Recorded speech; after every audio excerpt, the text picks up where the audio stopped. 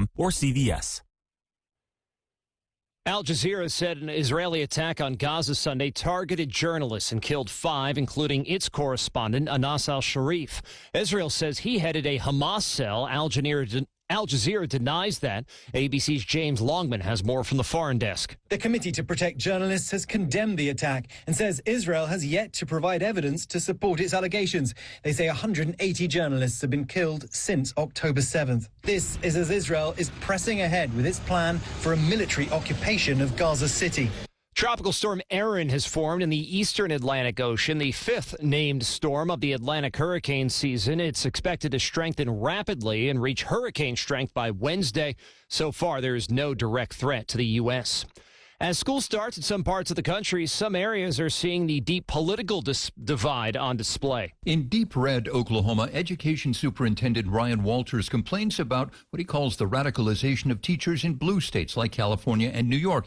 And if they want to work in his state, we want to ensure we're not bringing in people that are going to be antithetical to what the state of Oklahoma has asked of its teachers. He plans to roll out a teacher certification test that screens for so-called woke ideology. Jim Ryan, ABC News. Some state educators say this does not help the severe teacher shortage. College football season just 2 weeks away. The Associated Press preseason top 25 topped by Texas for the first time ever. I'm Brian Clark, ABC News. He's coming. Here he goes. Surprise! Your table saw broke. Also, the warranty expired weeks ago, so you need to pay for a new one out of pocket. At Progressive, we know small business owners don't usually like surprises because they cost you money. But a good surprise that could save you money? Getting a commercial auto quote from Progressive. Oh, and the replacement part you ordered doesn't fit, so it's completely useless. What a waste. Surprise yourself. See if you can save in as little as 8 minutes at ProgressiveCommercial.com. Progressive Casualty Insurance Company and Affiliates.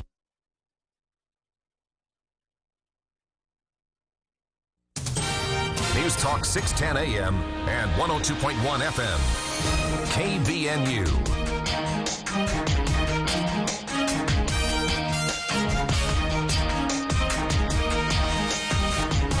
It's 4:05 now on this sunny and warm Monday afternoon. I'm Will Theroy with your KVNU local news headlines. Well, motorists traveling through Logan Canyon this week should expect some traffic delays and be on the lookout for stray cattle as ranchers are again moving 1,300 head of cattle across Highway 89. Now, according to the Logan Ranger District, the cattle drive is taking place through Friday from 11 a.m. to 3 p.m. each day. Now, the cattle are being moved in groups of 300 to 400 at various locations between the Cattle Guard in Twin Creek and Bunchgrass Creek. Now, drivers are being advised to slow down, use caution, especially during the evening and night hours to avoid any encounters with stray cattle. And fire crews announcing yesterday that they achieved full containment on the Perry Fire, which burned 5.2 acres southwest of Manaway Reservoir and had been seen through Sardine Canyon. Now, the fire was first reported Thursday night. According to the Ogden Ranger District, the fire was 100% contained yesterday. Now, 20 firefighters along with a helicopter had been on the scene working to improve fire lines and extinguish hotspots. No injuries were reported and no structures were damaged. The fire burned primarily in mixed conifer, and the cause of the fire is still under investigation. In other news, Utah Senate President Stuart Adams is refusing calls for his resignation, denying in a report that he influenced a change in statutory rape laws to benefit a family member. Now, Democratic lawmakers, including State Senator Nate Blauen, had called for Adams to resign, accusing him of abusing his power. Now, in a statement, Adams called the allegations political grandstanding fueled by misinformation. He noted that the law, passed in March 2024, is not retroactive and does not alter the legal age of consent and did not benefit his relative. Adams pointed out that his relative pleaded guilty to a second-degree felony, while the new statute would have made the crime a third-degree felony. And the city of Ogden is footing the bill for cleaning up an abandoned meat processing facility after weeks of complaints from neighbors about the foul stench. According to city officials, the company operating the Mountain West Meats facility recently abandoned the property, leaving rotten meat inside. Now, the city had to go through a legal process to begin the cleanup, which started last Friday. Crews in hazmat gear began removing the material, with the city paying the cost up front. Now, city spokesperson Mike McBride said that the property owner will ultimately be billed for the cleanup, which could cost around $10,000. The rotting meat is being taken directly to a landfill. The city is currently evaluating what to do with that building in the future. Well, we've enjoyed another beautiful sunny day today, as temperatures have been in the low 90s today. Now, tonight, we'll see temperatures drop into the low 50s. And then tomorrow, mid-90s expected, high 90s coming for Wednesday. Then a possible change in the forecast, as we might see a little bit of moisture with some thunderstorms coming in for Thursday and Friday.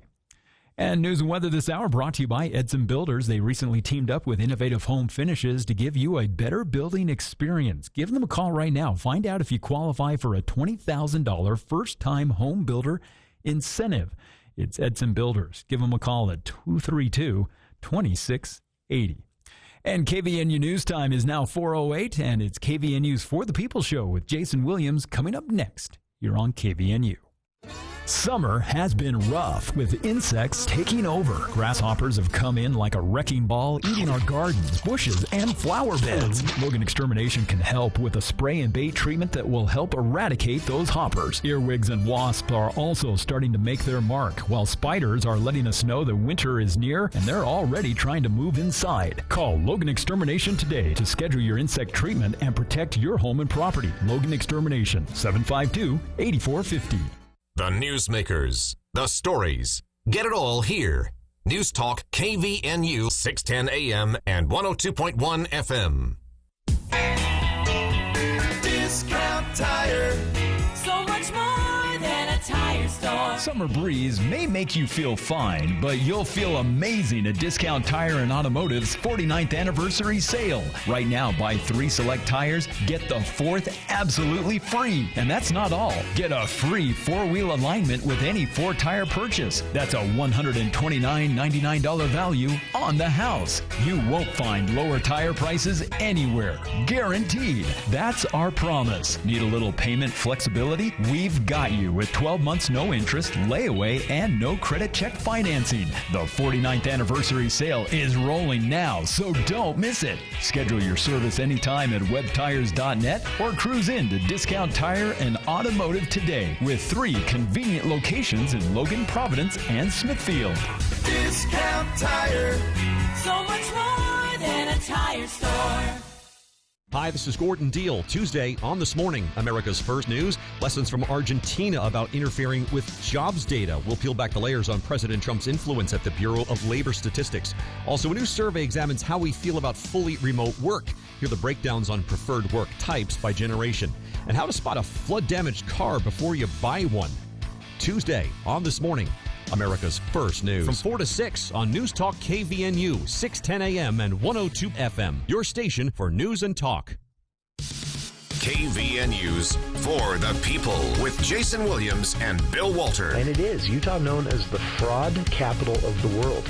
Not because we have more people committing fraud, but because we have so many people falling for it. Going beneath the headlines and connecting you to the newsmakers. The radio is a great way to get the word out to a lot of people in an emergency. So we thank you for your help and being a partner with us.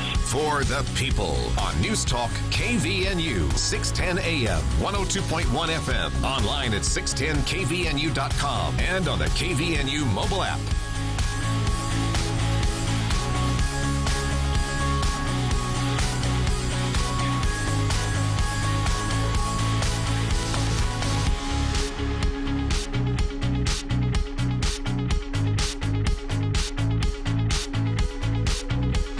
Welcome to KVNU's For the People. It is Monday, August 11th. I'm Jason Williams. 86 degrees here at the Radio Ranch at 4:12 in the afternoon. Thank you for joining us. Coming up on the show today, we'll speak with representatives, organizers, if you will, of the annual Ride for the Fallen event. This is coming up this weekend as part of a 3-day series of events to both raise money for and recognize the need for veterans here in Cache Valley from a fundraising dinner that the Cache Valley Veterans Center, Rocky Mountain Veterans Center, is hosting at Riverwoods Conference Center. Tickets still available for that. Every dollar of proceed goes towards supporting the work the Veterans Resource Center does to help veterans, whether that be medical help with medical needs. They've brought attorneys in to talk to them for legal advice. They've helped them with housing and, of course, job placement, all of that. The Resource Center serves as a hub to connect veterans with available resources and also to gauge the need for additional resources when necessary. And they depend on community support. So that fundraiser is Friday night. Saturday, Ride for the Fallen is an awareness event, if you will, recognizing those who have given their lives in service from here in northern Utah. And the route is a bit different this year because of construction in Logan Canyon, which resumed today. They've decided to alter the route just a bit. So we'll have details on that as they join us here in the studio coming up in hour 2. Also, just confirmed this actually on the way to the station today. Stopped to grab a drink and got a text from Congressman Blake Moore's staff. And he will be joining us on Friday's show. Many listeners had asked about this. We'd done regular radio town hall events with Congressman Moore over the years, and we did our best to try and make one of those happen. We're still going to get one together in the fall sometime, but schedule-wise, where a radio town hall has to be done for an hour only at either 4 or 5 o'clock due to when the show airs, there was just no day when Congressman Moore is here that worked well for his schedule. Ironically, he was free a lot in the mornings, but we're not on. So no radio town hall with Congressman Moore, but he is going to join us on Friday's show. And if you have a question, send them in before we sit down with him. That's the easiest way to make sure your question gets asked. And shoot me an email, kvnuftp@gmail.com. KVNU is for the people. kvnuftp@gmail.com, and I'll make sure your question gets asked. I know one question I'm going to be asking Congressman Moore is about redistricting battles that are, at least in the headlines. Nothing official has happened yet, but all across the nation. Started with Texas. The claim Texas is making, in a nutshell, is that they were undercounted in the census, which some have correctly pointed out is kind of their fault. In the 2020 census, when now President Donald Trump was then President Donald Trump as well, there was kind of a right-wing push against the census, and Texas jumped on that bandwagon, and the state refused to promote the census, and a lot of people have pointed out, look, if you were undercounted, this is your fault. And I agree, that's true. But at the same time, the census is supposed to be about representation and getting as close to an accurate count of who lives in the United States and where in order for apportionment, for drawing of political boundaries. It's used for a lot of other reasons, but in this context, that's where the census comes in. Knowing how to draw those congressional districts, state, house, and Senate districts, and more. It depends on knowing where people live and where they've migrated to and from, things like that. So that is Texas's argument, is that they were undercounted in the 2020 census and that they should have gotten more congressional seats. And so now, midway through the census, of course, the redistricting constitutional mandate is every 10 years. And so we're about halfway through that. It would be another 5 years before at least those in opposition to what Texas is doing argue they could constitutionally redistrict. But Texas is at least teeing it up to do it midway through. And the president has made no bones that this is at his request. That's not a secret. He has said publicly, I've asked Texas to do this so that I have a larger majority in the House to work with, a larger Republican majority in the House to work with. So this is, brazenly a political maneuver. The blue states have responded and said, all right, you do it, we do it. For example, Texas could potentially give Republicans 3 additional Republican votes in the House. Right now, the House is working in what is often referred to as a working majority, meaning that this has happened to Democrats before too, but you have a majority. Usually it happens in the Senate. It's not as common in the House, but working majority is when you have a technical majority, but it's so slim, 4 or 5 member majority, that you can't afford to lose anyone on any bill, any major bill in which you don't expect any votes from the minority party, the opposition party. So that is tough. That means it's hard to get big things done. And as you've seen with Congress so far this year, it's hard to get anything done. Probably one of the least productive Congresses as far as bills passed and even debated in history. I don't know if that's in history. There were some tough times there during the Civil War, but it's been a while. And so the President Donald Trump saying, I need more Republicans in the House. And the at least right now, the lay of the land for the upcoming congressional midterms is probably not in Republicans' favor for picking up seats. I don't know that it's in Democrats' favor for winning a majority in the House. They're, of course, hopeful, and there's still a long time before that is actually decided, a year from this November. But traditionally, the party in power loses seats. They don't always lose their majority in the House, but they always lose seats, a few. And also some of the polling suggests that Republicans, it might be an uphill battle for them to hold on to their majority. And so the president is saying we need more Republicans, and I want Texas to do this redistricting that they were already kind of thinking about, because that'll give us 3 additional Republicans in the House immediately. And, that would happen by, a state legislative process, not an election. And so then California said, all right, you do that. We'll do the same thing. And that'll give Democrats 5 additional seats. And then this tit for tat, red state versus blue state process has played out over the last couple of weeks. And Congressman Moore has denounced the entire thing. We'll be talking about this more with him in person again on Friday's show. But Congressman Blake Moore, so far the highest-ranking Republican in the House, in the U.S. House, to say anything critical of this move. But he said, I do not agree with state efforts to redistrict mid-decade. It undermines established norms and gives blue states a glaring green light to do the same. Partisan gerrymandering is clearly done by both sides. That's very true.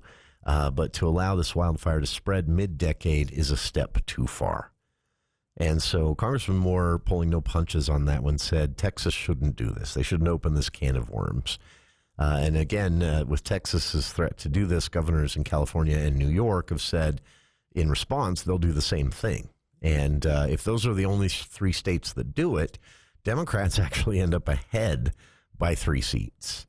Now, other states, red states, have jumped in and said, well, we'll do it too then. And so, yeah. Here locally, some of the responses have been Utah House Minority Leader Angela Romero told the Salt Lake Tribune, this is unprecedented. A mid-decade power grab currently happening in Texas. And Senate Minority Leader Luz Escamilla said, let's be clear, this proposed mid-decade gerrymander is about stealing seats. And I get emotional about this. The reason it's kind of getting so much attention and discussion here in Utah is, of course, notoriously gerrymandered. Republicans, despite excuses that they've made, the congressional boundaries here. Now, I don't think it trickles down well, there are a couple. There's one Senate seat, state Senate seat in Weber County, in which I'm pretty sure they saw that Weber County, especially the Ogden area, was trending more blue, like Salt Lake City is already, and they decided to stretch that Senate seat boundary out to include Morgan County. And so you've got like parts of Ogden, very urban, with roped into a state Senate district with Morgan County, one of the still most rural areas of the state here in northern Utah, at least. A little bit more urban than Rich County, a little bit, but definitely not as urban as the Wasatch Front or even Cache County. And so you see districts like that in the state Senate where you're like, okay, I'm pretty sure it's clear what you're doing there. You're trying to water down the blue areas or the trending blue areas of Ogden and Weber County, around Hill Air Force Base especially, and you're doing that by packing them in with probably one of the more rural and more red parts of that same area, by sucking Morgan County into that same district. The reason I bring that one up is it's an example of what people are talking about when they're talking about gerrymandering, because the critics of gerrymandering say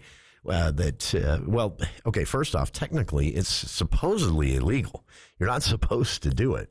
But as Congressman Morris pointed out, both parties, when they're in total control of a state, do it, both in the congressional seats and in their state house seats sometimes. But it's a consideration for political power only. It's a lack of consideration for what redistricting is supposed to be about, which is, as much as possible, keeping like communities together.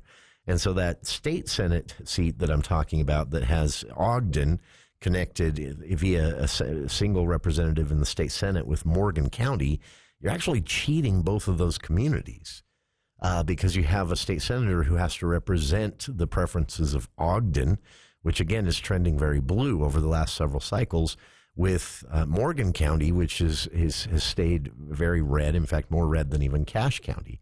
And you give one state senator the job of representing both of those communities effectively. That's difficult. Ask any state senator who's tried to do it. So that's the reason this is a bad idea philosophically.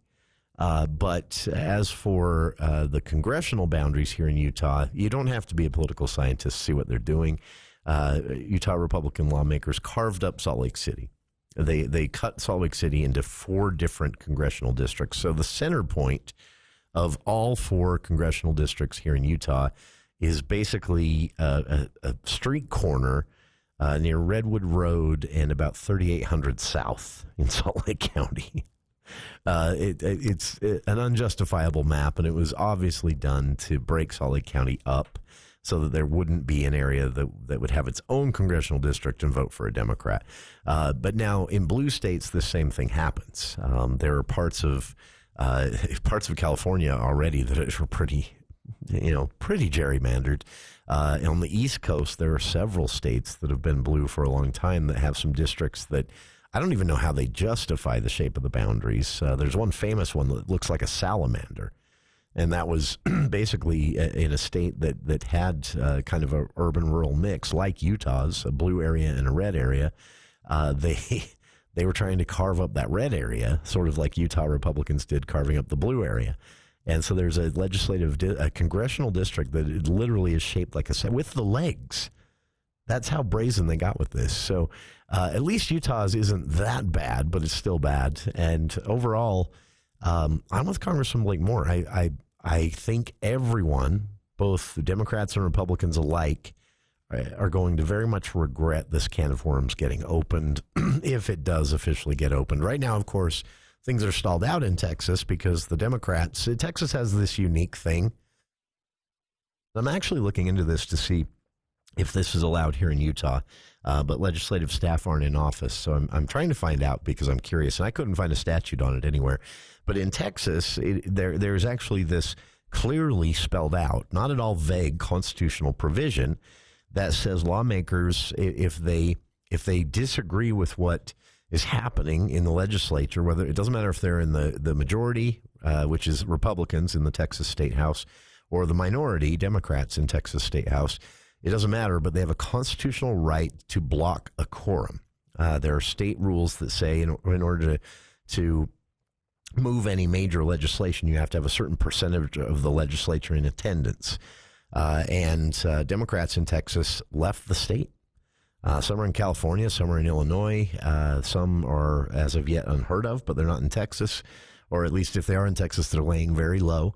And that is actually a constitutionally protected legislative maneuver that Republicans have used against themselves.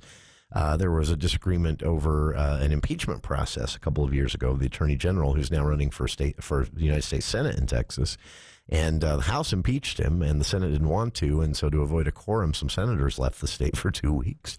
And that was Republican versus Republican. So it's an interesting thing that Texas has kept on the books. I'm not sure why.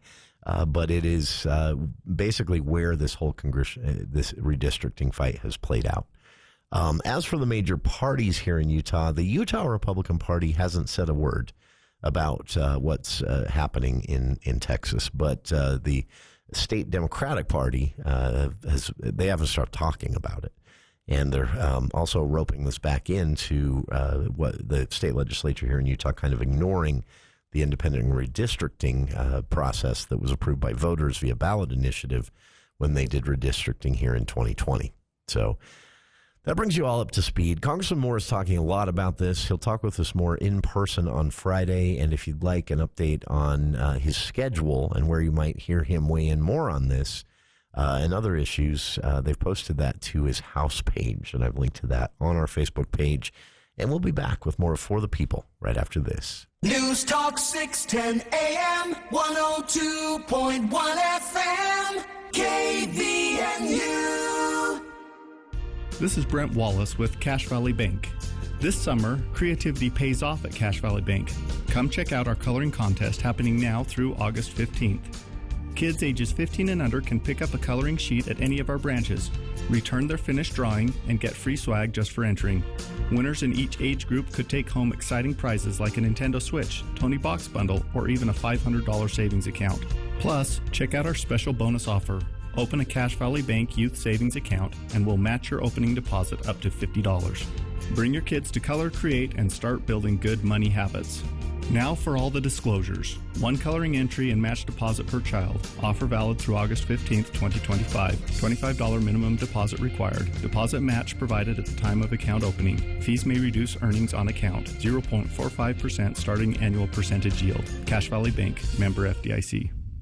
Do you have a basement or garage full of hidden gems? Turn your stuff into someone's treasure. Don't miss Cache Valley's biggest garage sale Saturday, September 6th from 8 to 3 in the Eccles Ice Center parking lot. Booths, food trucks, a free kid zone with inflatable fun, and bargains galore. Power tools to patio sets, vinyl records to vintage clothing. You never know what you're going to find. Sign up today. First come, first serve at CacheValleyGarageSale.com. That's CacheValleyGarageSale.com. September 6th at the Eccles Ice Center. Sponsored by DD Auto Salvage. More than just metal. A self-service auto parts yard, metal recycling, junk and car pickup. Recycling made easy.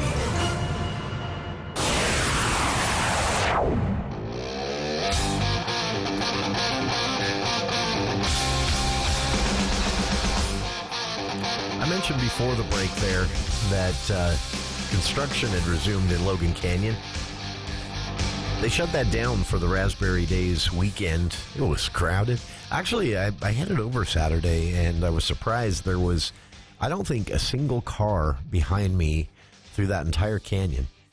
There were a few in front of me as I got to the hill, headed up to the summit, behind a slower vehicle with a loaded trailer, so that kind of bunched us all together again. But I didn't see another car headed in my direction Saturday afternoon as I headed over to Raspberry Days through the entire canyon. The line of cars coming back from Garden City to Logan, I don't think I saw a break in that line of cars. So that was a steady line, I think, until probably around midnight Saturday night, when traffic finally started to let up. So they shut the construction down, recognizing there would be a lot of people traveling through for Pickleville, for Raspberry Days, for Bear Lake in general, LeBeau's Shake, whatever it might be.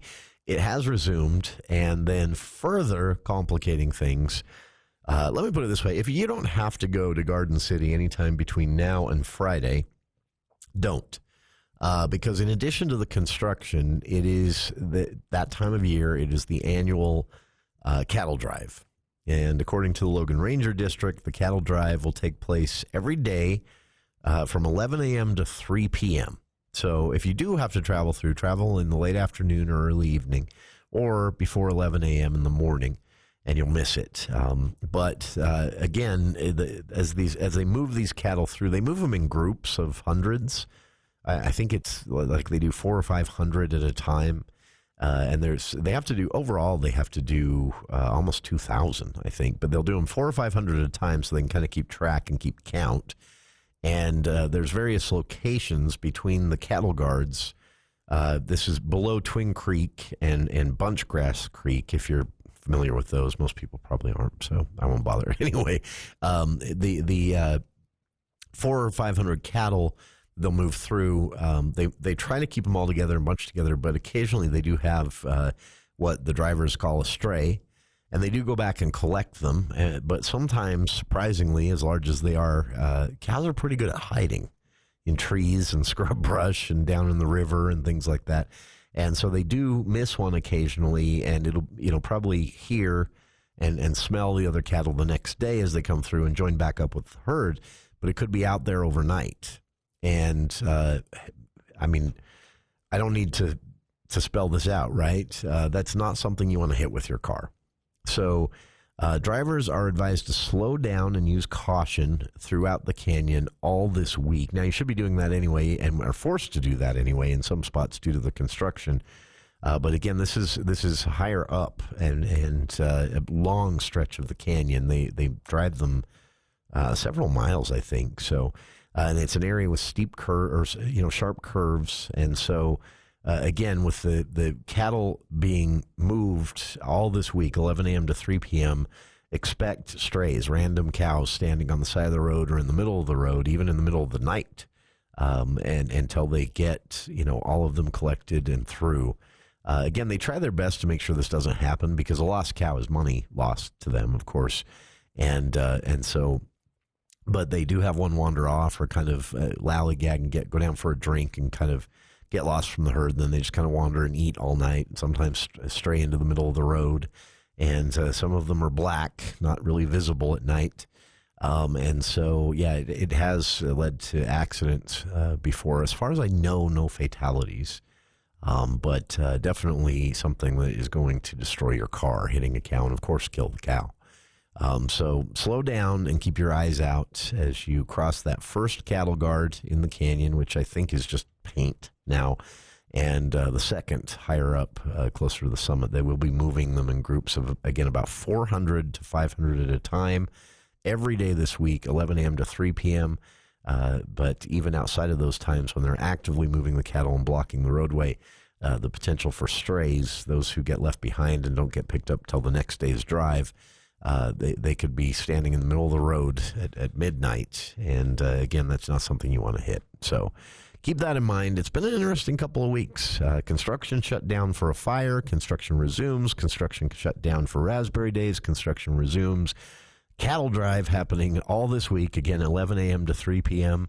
And maybe end of August, things will settle down. And, well, that construction will still be there. But either way, just keep an eye out through the canyon and reduce those speeds. And I was glad to see that, actually, when I went through on Saturday. Everybody was kind of taking it easy. Nobody really driving like a jerk, so it makes it safer for everybody. We'll be back with more of KVNU's For the People after these headlines with KVNU's Will Feel Right.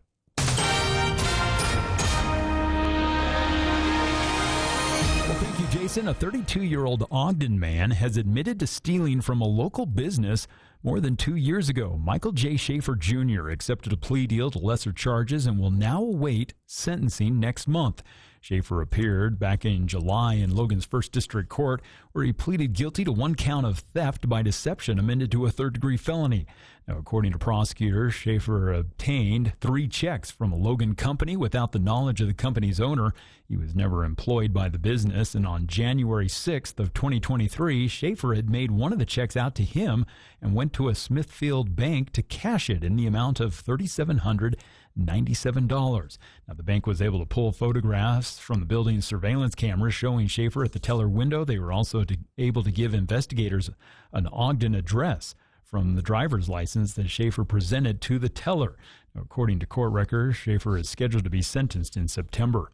Meanwhile, a 14-year-old Providence girl who went missing while backpacking in the Uinta Mountains was found safe on Friday. Maya Swiss was located on Friday afternoon, according to a Facebook post from her sister, Brittany Swiss.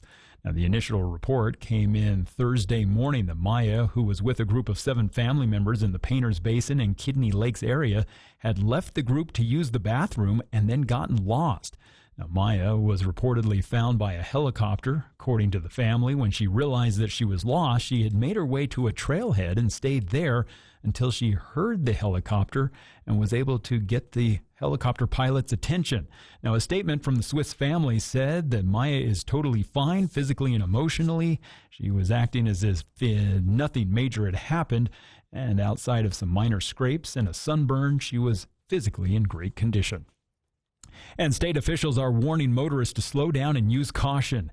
As you're traveling along Valley View Highway, as a new traffic pattern went into effect over the weekend. Now, that new traffic pattern is shifting traffic onto new pavement between Cutler Marsh Bridge and 1900 West. Now, eastbound drivers are shifting back to already existing pavement at 1900 West, while westbound drivers are shifting back to already existing pavement at just before reaching the Cutler Marsh Bridge.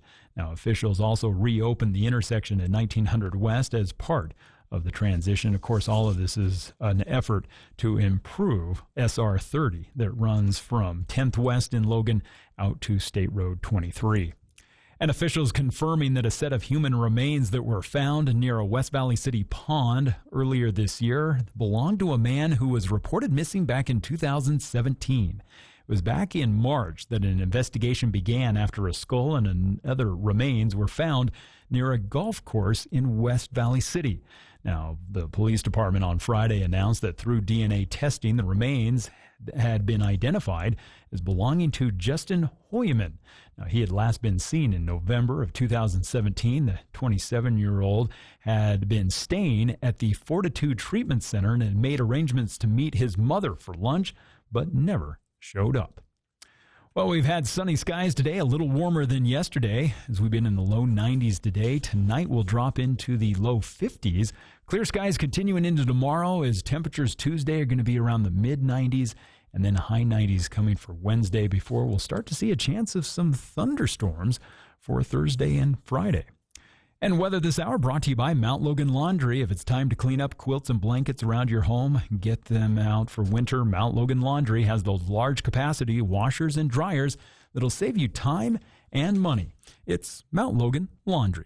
And I'm Will Theorite with your KVNU News headlines. ABC News, I'm Brian Clark. 3 people are dead in Austin, Texas, and where authorities say a man opened fire in a parking lot outside of a Target store.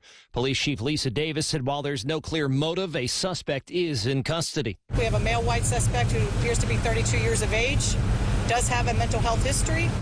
1 person was killed, 10 were hurt, 1 still unaccounted for after an explosion at a U.S. Steel facility in Clairton in western Pennsylvania. Authorities don't know the cause. President Trump announced an unprecedented federal takeover of the Washington, D.C. police and announced the deployment of National Guard troops in the city. He said it's necessary to reduce crime, even though statistics show crime on the decline.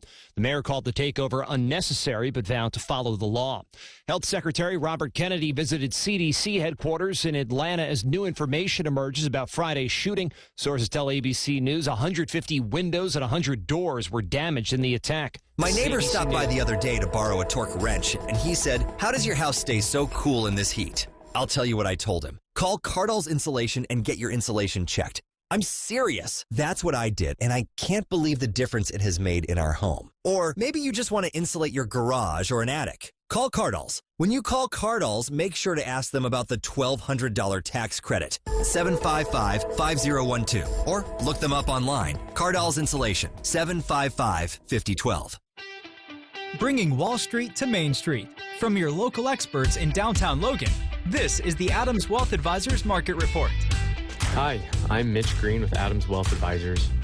Stocks paused their rally ahead of tomorrow's key inflation report, which could significantly shift expectations for interest rates if the data comes in hotter than anticipated. The Dow Jones Industrial Average fell by 201 points to 43,975, while the NASDAQ slipped 0.36% to 23,527, and the S&P 500 declined 0.25% to 6,373. Most sectors ended lower, with the exceptions of healthcare, consumer discretionary, and communication services. Gold retreated 1.44% after President Trump clarified that it would not be subject to tariffs. 2 Utah-based companies stood out with notable gains. Overstock.com, ticker symbol OSTK, a Midvale-based firm that acquired the Bed Bath & Beyond brand in 2023, surged 7.31%, and New Skin Enterprises, ticker symbol NUS, A Provo-based multi-level marketing company specializing in personal care products and nutritional supplements soared 18.48%, a remarkable performance. Bonds remained steady, with both the 5-year and the 10-year Treasury yields moving less than half a basis point. A key geopolitical risk was removed today after President Trump signed an executive order extending the China-U.S. trade truce deadline by another 90 days. Overall, it was a relatively quiet session without major economic data or trade-related developments. One notable exception was news regarding NVIDIA and AMD, which face a proposed 15% tax on revenue generated in China, a move affecting only those two firms. Tomorrow will be a pivotal day with the release of the Consumer Price Index, the NFIB Small Business Optimism Index, and the monthly U.S. federal budget. Markets will be watching closely for any fresh developments. That's your update from Adams Wealth Advisors, guiding your financial future one day at a time. For personalized help planning yours, reach out to us at 435-752-1702. See you soon, Cache Valley. Advisory services offered through Adams Wealth Management, a registered investment advisor. For important disclosures and more information, visit adamswealthadvisors.com. Friday Night Lights are back, and so is the best high school sports coverage in northern Utah. From Ridgeline to Bear River, Green Canyon to Logan, Skyview to Mountain Crest, Cache Valley Media Group brings fans full play-by-play action on the radio and video all season long. It's going to be an unforgettable year, and your business can be a part of the excitement. Put your brand front and center with thousands of loyal local sports fans. Contact Cache Valley Media Group today. Get your business in the game. Oh, we live in a great area. Are you just back from a camping trip? Don't take your sleeping bags to the dry cleaner. Come to Mount Logan Laundry. For just a few quarters, our 55 or 80-pound washers and 80-pound dryers will have those bags clean for your next trip. Mount Logan Laundry has free Wi-Fi and drop-off service. Plus, they're open until midnight. Mount Logan Laundry really is the cleanest spot in town. Find them at 5th East and 9th North in Logan or in Brigham City on the corner of 1st East and 7th South. Mount Logan Laundry.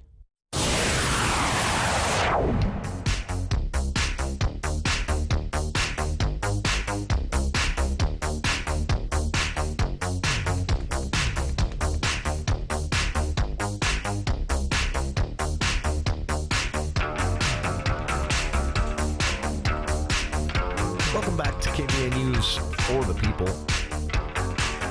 Coming up, representatives and organizers of this year's Ride for the Fallen, taking place this Saturday, is an annual event that coincides or is planned in conjunction with a fundraising dinner Friday night at Riverwoods Conference Center, raising funds. 100% of the proceeds from tickets to the fundraising dinner Friday night, still available, by the way, are going to the Rocky Mountain Veterans Resource Center.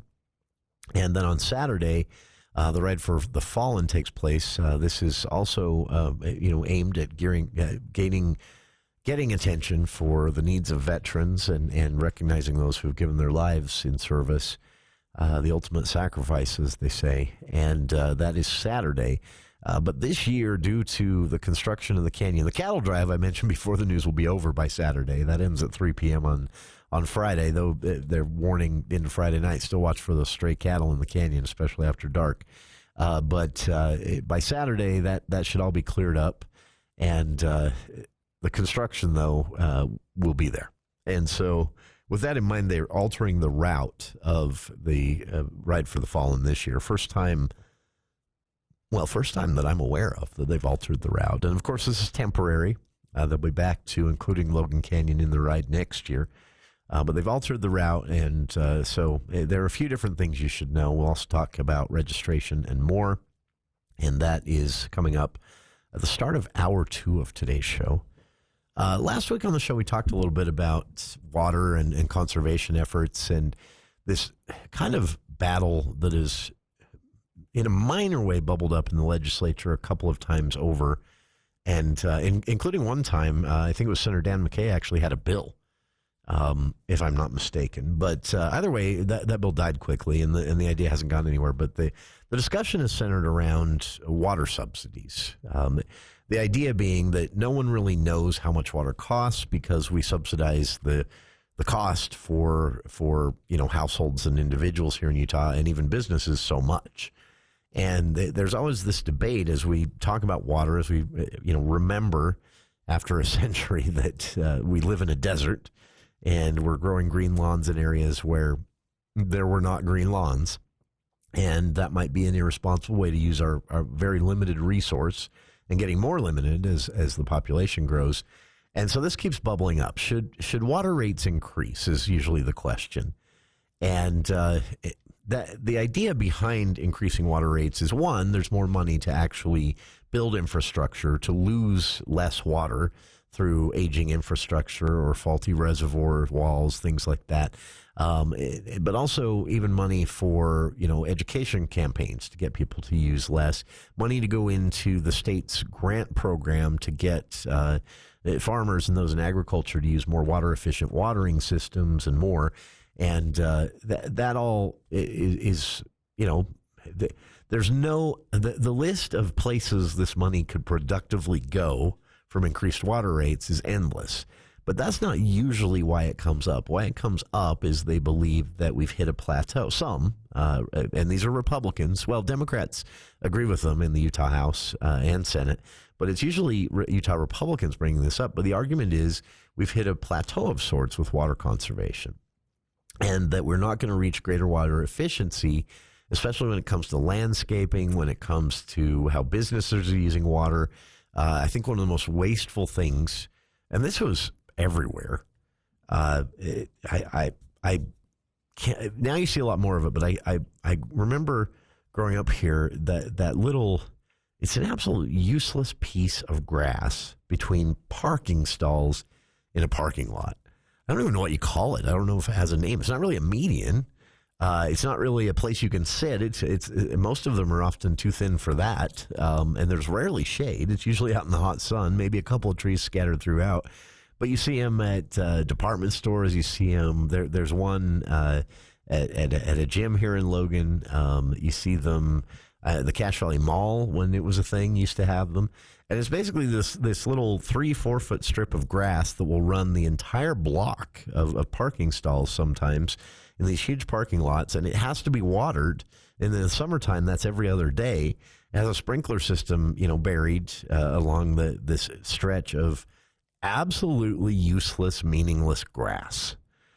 For beautification, or maybe the thought was, people might want to sit down there for a second. Grass is nicer to sit on than large rocks or gravel. I don't know what the thinking was. I honestly think it was just a thing that started happening, and then everybody started doing it. But that's one of the best examples of low-hanging fruit, they call it. You can incentivize, and even in new construction, this is already happening in Utah. In new construction, developers are discouraged from that type of water waste. Don't put grass in a useless strip between parking spots. Put some gravel, or even just put a little curb and have more space for driving and parking. That's one thing. On the flip side, there when it comes to like housing construction, more dense housing like apartment buildings and townhomes, they do want those areas that are just kind of open space with grass. But the discussion there is, does it have to be grass? You're hoping to create a spot where people who live there might want to, linger as a group in the shade one afternoon, set up a barbecue grill temporarily. Maybe it becomes a little dog park of sorts. There are many different ways to see these used around more dense housing like apartment complexes or townhome groups. And so there's a quality of life benefit to that. So the point is, lawmakers discuss this every time it comes up. There's a balance somewhere. When you're talking, let's just talk grass, turf that requires water. There are obviously places it doesn't need to be. And in new construction, that's easy to fix. Getting rid of it where it already is a little more difficult and has to be incentivized because it costs money to rip it out, right? There are voluntary programs in the state right now where you can get some help. But the idea is that they don't want to mandate that. Lawmakers don't want, in fact, they're kind of looking down on cities doing too much mandating of that. They don't want cities to ever say, you have to do this. But they want cities to encourage people to rip their lawn out and put in, waterless turf or some kind of. There are different ways you can. Actually, there's quite a few here in Logan you see now where you can make still a quite nice looking front lawn or even backyard area without any grass that needs to be watered every other day, just trees that need to be watered once a week. That's a lot of water savings right there, but it's not cheap. And so the state and cities have these programs where you can get 20-30% of your costs back. There have been temporary programs where you get the entire cost back, but you have to spend the money first. So there are limitations to how effective this type of thing can be, even with a lot of encouraging. And so what then becomes part of the discussion is, all right, well, what if people started seeing this on their water bill? What if, people, so water conservation initiatives have cut per capita use in St. George by nearly 50% since 2000. But they're still watering lawns in a lot of homes in St. George every other day throughout July. And so how do you discourage that? How do you encourage people to maybe rip up their lawn and put some xeriscaping in that requires, a tenth of the water, or something that requires no water? There are, some actual nice looking yard designs that require no water. And so how do you encourage them to do that? And lawmakers will sometimes say, well, what if they saw the actual cost of water on their bill? What if it became that expensive to water your lawn? Now, you can understand why this hasn't passed, because that discussion is one thing to have. It's quite another to announce to people in Utah, hey, we're going to make it very expensive to water your lawn. You're welcome. Can you imagine the response this is going to get? That said, I feel like we're inching closer to it. And people are starting to get the message. And maybe that's part of this. Maybe just lawmakers talking about or hinting at doing this is part of the fix. Maybe they never actually have to go there to stop subsidizing the water rates, so we actually see the true cost of water on the bill we get and have to pay personally or as a family. Some good news today out of St. George. Nearly 3 million square feet of grass has been ripped up and turned. Now, they don't waste this, by the way. They roll it up and turn it into sod for other areas or other projects. But some incentive programs and more through the Washington County Water Conservancy District, their water efficiency landscape program. They had a report today that said nearly 3 million square feet of grass has been replaced with water-efficient landscaping through this efficient landscaping program. This is a cost-offsetting program, basically. And Doug Bennett, the Water District's conservation manager, said to put that in perspective, over the last few years, our residents have replaced more lawn on a per capita basis than the national leader in grass replacement, which has been Las Vegas for several years now. And that's good news. Lawns use about 4 times the water that trees and shrubs need. And a study in 2023 found 40% of the St. George region's turf was purely decorative. It was just there being green. And that equated to about 3 billion gallons of water use annually, just sitting there being green. This is good news. And again, maybe lawmakers just kind of hinting that they're thinking about going there with water rates where they just pass the cost directly on to the consumers using the water instead of subsidizing it through, various state money shell games, basically. Maybe just talking about it gets the message through. I don't know. We're definitely in a better direction. We could probably be moving there a little faster, though, considering how fast the population growth is happening. Check it out. Full story with some photos, actually, of how this is done directly out of Washington County, courtesy of Eric Franson, writing at CashValleyDaily.com. I've linked to that on our Facebook page. And we'll be back with more of For the People right after this.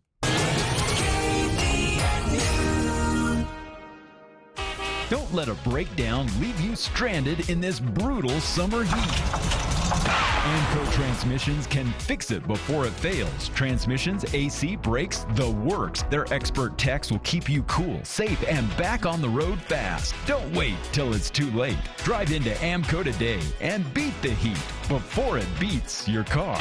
75 East, 2000 North, or call 752-1940. Amco, AA MCO. Get ready, Cache Valley. It's time to clear the clutter and cash in at Cache Valley's biggest garage sale, Saturday, September 6th from 8 to 3 at Eccles Ice Center parking lot. Sign up today and sell your tools, toys, furniture, and vintage treasures at one massive outdoor marketplace. Open to individuals, families, and businesses. Space is first come, first serve, so sell your stuff and make some cash. For details, sign up and payment information, go to CacheValleyGarageSale.com. That's CacheValleyGarageSale.com. Sponsored by DD Auto Salvage. More than just metal. A self-service auto parts yard. Metal recycling, junk car pickup, recycling made easy. This is Detective Johnson from the Logan City Police Department. Scams in our community are on the rise and innocent victims are losing thousands of dollars. These scams are coming in the form of phony phone calls claiming to be from government organizations or legitimate businesses. They are also circulating on social media and emails. Almost all of these scams are asking for payment through gift cards that are almost impossible to track. No legitimate business or organization uses gift cards as currency. If you receive a scam of this nature, do not give the scammers any information and immediately call police. Remember, pause, stop, call a cop. How was your drive to school? Let me tell you, I had to get my iced coffee first. I just can't seem to put it down. My favorite rapper just announced a tour. My phone was buzzing like crazy. I'm so excited. I had to text all my friends right then to talk about it. Then someone started calling me and... Let's try that again. I turned my phone off right away. I never drive distracted. Visit StopTextStopWrecks.org. A message brought to you by the National Highway Traffic Safety Administration, Project Yellow Light, and the Ad Council.